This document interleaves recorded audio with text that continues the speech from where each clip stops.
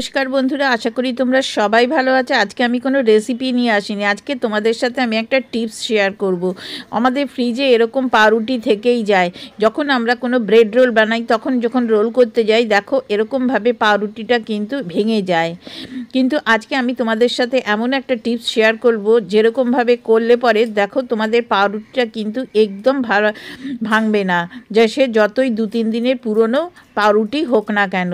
ঠিক এইভাবে পুরো রেসিপিটা দেখো। এবার আমার মনে হয় এই টিপসটা আজকে সকলের কাজে আসবে। একটুও কিন্তু দেখো কোথাও কিন্তু ভেঙে যায়নি।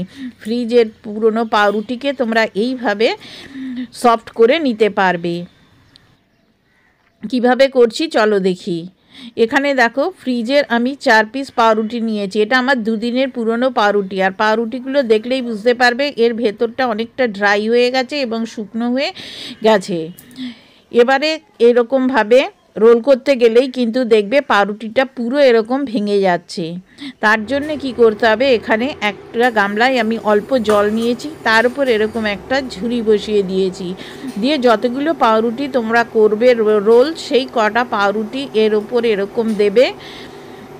দিয়ে এটাকে ঠিক ঢাকা দিয়ে, আমি এখানে 5 পিস দিলাম, এখানে এরকম ঢাকা দিয়ে 2 মিনিট মতো হতে দেবে।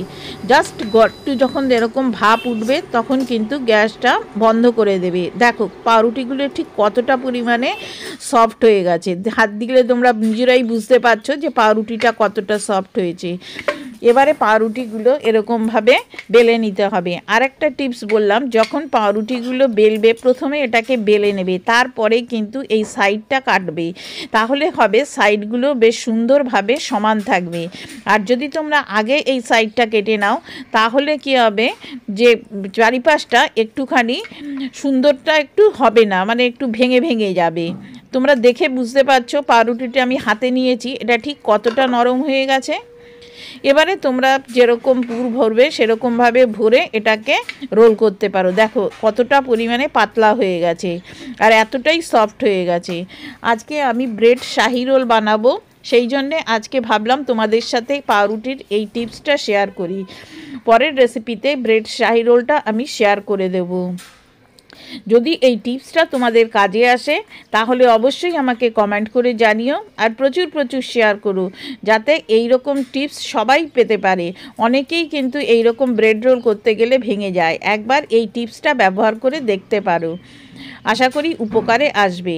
আর ভালো লাগলে চ্যানেলকে সাবস্ক্রাইব করে বন্ধু হয়ে যেও এরকম নতুন নতুন টিপস এবং রেসিপি দেখার জন্য।